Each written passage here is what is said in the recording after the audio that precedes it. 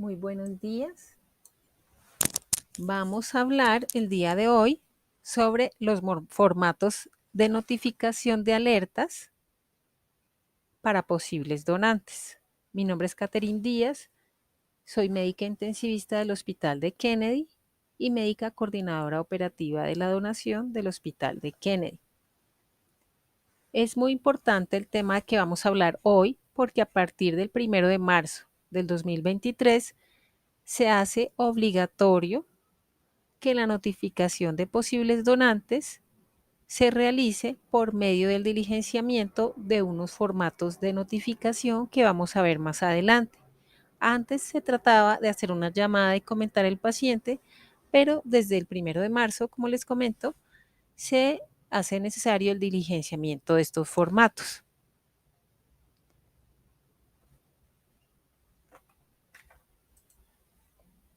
Este es nuestro temario y vamos a comenzar hablando de la normatividad. El artículo 8 de la Ley 1805 del 2016 menciona que las IPS deben contar con recursos humanos y técnicos idóneos a fin de detectar en tiempo real los potenciales donantes. Nosotros somos ese recurso humano idóneo.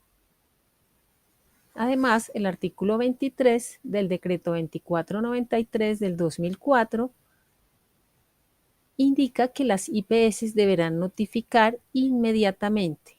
Inmediatamente, sí, inmediatamente se detecte el potencial donante, se debe notificar a través del personal médico responsable y además se debe permitir todos los procedimientos requeridos para el caso, como es la llegada de los médicos coordinadores operativos de la donación, pero en este caso de las IPS trasplantadoras, a valorar el paciente, sea por vía telefónica o sea por medio presencial. Debemos colaborarles en todo este proceso. Esto es de ley. La notificación también es de obligatoriedad legal. ¿Quién debe notificar? Como les mencioné antes, son dos clases de pacientes los que se notifican. El posible donante en muerte encefálica, que inicialmente va a donar principalmente órganos. La idea es que pueda donar órganos, más adelante donará tejidos, pero el paciente en parada cardíaca, el posible donante de muerte encefálica que vamos a notificar, es con el fin de que llegue a donar tejidos. ¿Qué servicios deben notificar? En cualquier servicio donde se pueda presentar un paciente fallecido, debe ser un servicio que notifique pacientes en parada cardíaca. Y ya para la notificación de posibles donantes en muerte encefálica, tenemos que ya es de unos servicios como el servicio de urgencia, reanimación y UCI adulto y pediátrico. Incluso salas de cirugía podría ser. ¿Quién debe notificar? Esto es competencia de nosotros los médicos tratantes de turno. Nosotros que conocemos el paciente somos los que debemos notificar. ¿Quién verifica? La enfermera jefe de turno. ¿Qué pacientes se notifican? Como les decía, son dos clases de paciente. Paciente posible donante en parada cardíaca y posible donante en muerte encefálica. El posible donante en muerte encefálica es aquel paciente con una lesión cerebral catastrófica que tiene mal pronóstico vital y su Glasgow es menor o igual a 5. Ahí tenemos que ya considerar que tenemos un paciente para notificar. Este paciente no puede tener contraindicaciones médicas aparentes. Las contraindicaciones médicas aparentes son casos sin identificación, paciente que tenga alguna contraindicación absoluta según comisión de órganos como una sepsis activa generalizada con disfunción multiorgánica, o que el paciente tenga alguna contraindicación de tipo médico legal porque al extraer este órgano que se va a donar se puede alterar la evidencia de un proceso médico legal, en este caso no se tomaría el paciente. Pero nuestra función siempre será la de notificar si no le vemos ninguna contraindicación inicial. Ya en paciente con parada cardíaca, que se debe notificar, ya la lista de contraindicaciones es un poco mayor, contraindicaciones iniciales, la lista es un poco mayor, y este paciente en parada cardíaca lo debemos notificar desde inmediatamente sucede el fallecimiento hasta una hora post-mortem. ¿Por qué? Porque nos debemos darle tiempo al personal de la red que logre llegar a la institución, que logre abordar la familia, y más en el hospital de Kennedy, donde solo disponemos de 2 neveras en la morgue, por lo cual se requiere que pues, el personal de la red de donación y trasplantes, de las IPS generadoras, de las IPS trasplantadoras, puedan acercarse y tengan el tiempo suficiente para tener todavía posibilidades de tener estos pacientes. Y debe hacerse antes de cualquier trámite médico legal, incluso pues antes o durante la notificación a la familia. Cuando hablamos de que el paciente en parada cardíaca no debe tener contraindicaciones médicas aparentes, nos referimos a lo siguiente: contraindicaciones de donación en parada cardíaca. Estos pacientes no los vamos a notificar. Paciente que no esté identificado, un paciente en edades extremas de la vida, menor de 5 años o mayor de 75 años, o que no tenga una causa de muerte identificada, o si a este paciente ya le realizó levantamiento del cadáver o fue trasladado a la funeraria. Si el cadáver fue encontrado en un lugar de alta contaminación o es un habitante de calle, tampoco lo vamos a notificar, y tampoco notificaremos a los pacientes con estancias hospitalarias mayor a 10 días.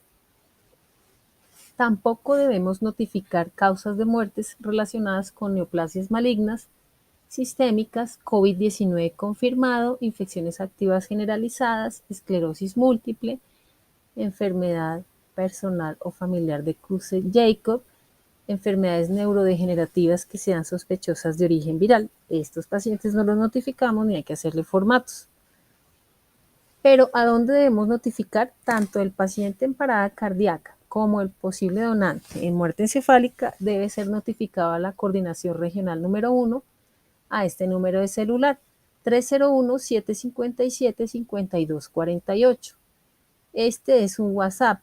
Entonces, nosotros debemos diligenciar nuestro formato de notificación, tomarle un pantallazo y enviarlo a este número de WhatsApp. Ahora se notifica de esta manera las dos clases de paciente: paciente posible donante en parada cardíaca y posible donante en muerte encefálica.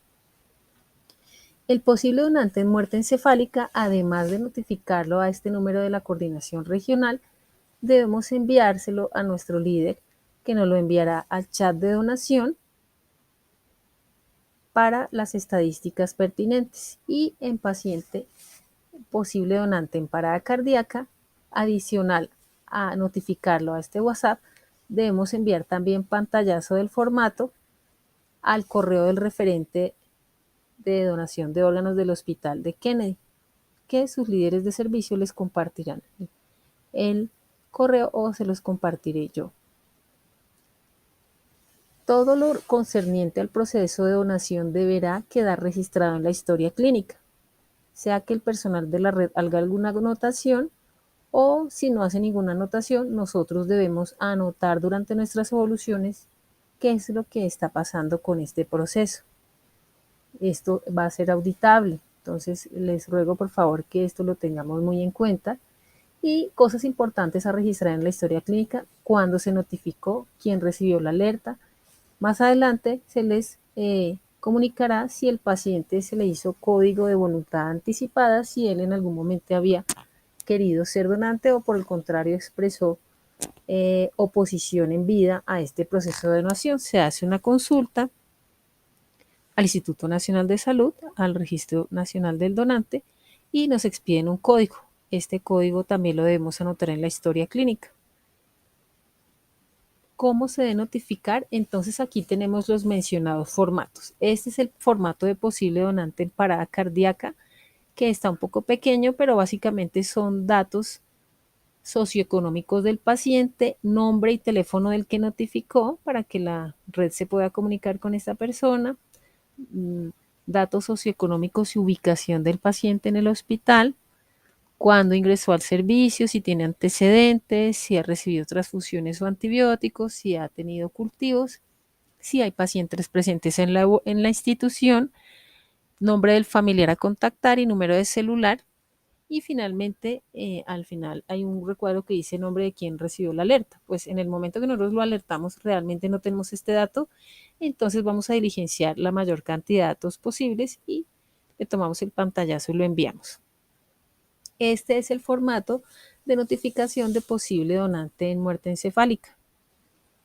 También tiene los datos socioeconómicos, tiene antecedentes y ya cosas del examen neurológico, signos vitales, si se le realizó test de apnea o todavía no, si es una alerta pediátrica hay que diligenciar peso y talla, laboratorios más recientes, y hay un recuadro al final que nos habla de quién recibió la alerta y alguna observación que si queremos manifestar que el paciente tenga algún proceso infeccioso que sea importante de mencionar. Después, el paciente que ha sido alertado a la red puede tener varios caminos, que sea contraindicado o que sea tomado, como el caso de los pacientes en parada cardíaca, o si el paciente es un posible donante en muerte encefálica, puede quedar contraindicado, puede continuar en seguimiento o puede tener salida por mejoría o por evolución estacionaria. Todo esto debemos anotarlo en la historia clínica.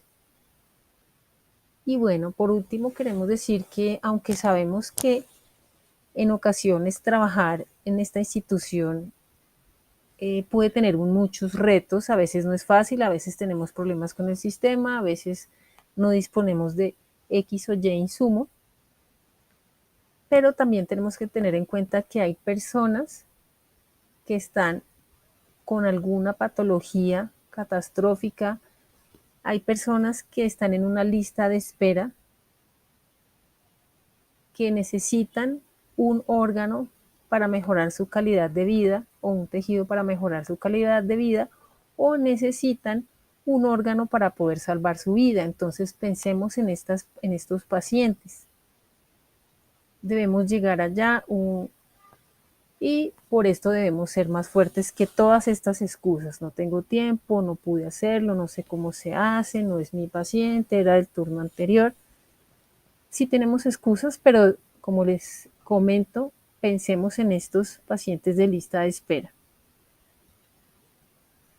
Y esto era lo que quería mencionarles el día de hoy. Agradezco mucho toda esa atención